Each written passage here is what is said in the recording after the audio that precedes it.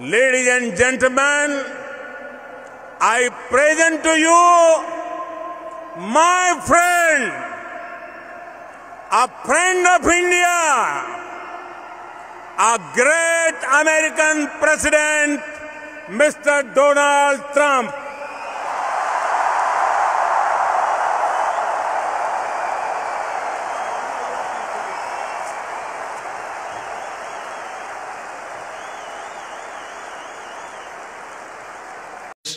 To live with peace and prosperity.